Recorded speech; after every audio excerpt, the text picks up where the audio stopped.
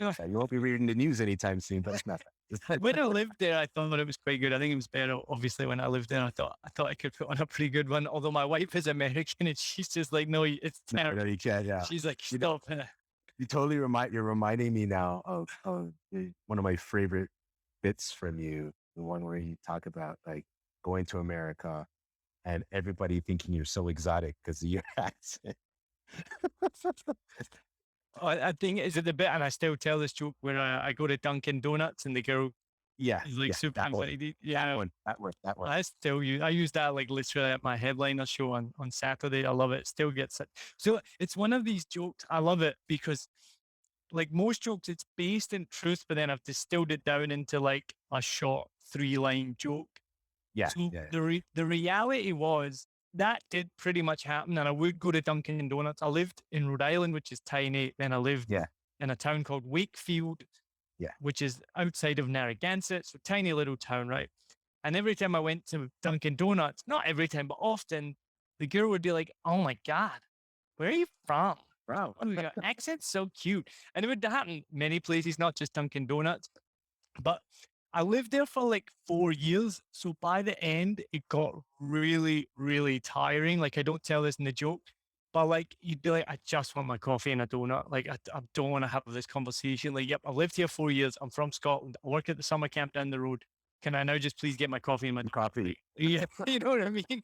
So I've distilled it down into a joke. And then the punchline is that I try and chat up this other girl, uh, this blonde girl that worked in the pharmacy. And again, that's like kind of true. There was this like blonde girl who worked in a pharmacy, but it was like a real slow thing. Like I would just make excuses to go in and like try and chat her up, and it never went anywhere. And I never got a date with her. I don't even think I ever got her phone number. But in the joke, I make it that I go in and I ask her for a number with my Scottish accent, thinking it's going to be easy. And then she looks at me and she's like, I don't date guys that don't speak English. I just love that your wife heckles you when you tell that joke now. That's what, to be honest with you, it's one of those things like I really love of going to watch your stand up because you tell these kinds of jokes where the humor is based in your lived experiences, those fish out of water situations that you found yourself in due to, having married somebody from another country. Yeah. And she has such a good sense of humor that she, I guess she comes to every one of your shows. No, She tells them all. it's Right? amazing. And for me, I just enjoy her heckling you at this point. Because he's like, I've heard the joke too several times. I know where you're going with it. Yeah. But she's got fresh material every single time. Well, so what happened with that joke was, so I did the punchline of, oh, so it kind of goes, oh, I asked her the girl in the pharmacy with the blonde hair. She said no. So I called the girl from Dunkin' Donuts who gave me a number, and it completely fell flat. Nobody joked, nobody laughed. I was like, all right, that didn't work. And she was there, and I went, and she's here tonight, my wife, Adrie. And that got like the fucking biggest laugh. And she was like, no, I don't like that. You can't. Now everyone thinks, and it's because not everyone knows who she is. She's like, people are going to think, not that there's wrong with being a fat person that works in Dunkin' Donuts, but my wife, she's beautiful, fit young lady. And she's like, people who don't know me now think that your wife is some fat blimp from Dunkin' Donuts.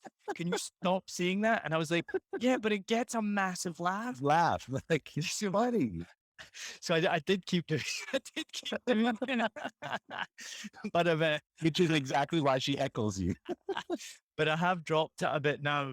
But she even heckled me on Saturday night. We did the online show. And and I don't know if you saw on Facebook, I just posted on the gram, like in one of these reality versus kind of Zoom shows. So if you watch on Zoom, you can just see me and there's a background as a curtain and it looks pretty good. But she's got a picture of me on the computer that she's watching because she's doing kind of admin stuff. And then me in the living room, like playing to this computer, like, the kind of reality of the situation of what's going on behind the screen. So anyway, I'm playing one of my songs, which is the Come Town Lady, which is based on Hit Me Baby One More Time by Britney Spears. And in the middle of it, and again, I did this randomly at a show one time and I got a big laugh. So I kept it in, and randomly I just go, hashtag free Britney. And then all I hear behind me is Adrie going, yeah, but she's free now. I'm like, and then when I said to her later on, she's like, oh, I didn't think you heard me. I was like, yeah, fucking hell, you put me off. I was like trying to do my bit. What is she really though? Not really. Yeah, I know exactly. She's not even really. So she's like, but she's gonna be in the background being like, yeah, but she's not free, and she didn't think I could hear him. Oh, sorry. She's like, yeah, she is free, and I'm like, fucking putting me off. Anyway, yeah. No, Oh man, she's amazing. She puts up with a. She puts up with a lot.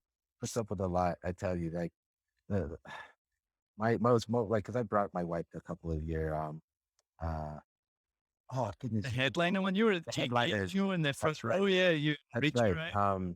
And it was interesting because that was the first time um since 20, I want to say 2018. Yeah, it was the first time since 2018 that I got my wife to sit in the front row of a comedy show. No way. That's awesome. Do you know that show? I think it was that show. Do you remember if there was a woman there who was a psychologist? Was that one?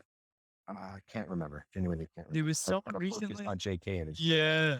There was someone recently who came to one of my online either quiz nights or my online comedy nights. And I think I was talking to her by messenger about booking the tickets and stuff. And then after she'd seen me, she's like, I've seen you before. She's like, you made fun of me at a show for being a psychologist. Then I completely remembered that. I was like, that was the headliner, right? At Prohibition Band. She's like, yeah.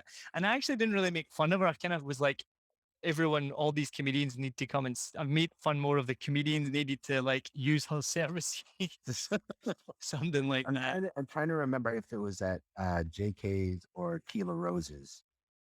It was one out of the two of them because I do have a vague memory of that, but I just don't know which. Yeah, I mean, I definitely think you were there.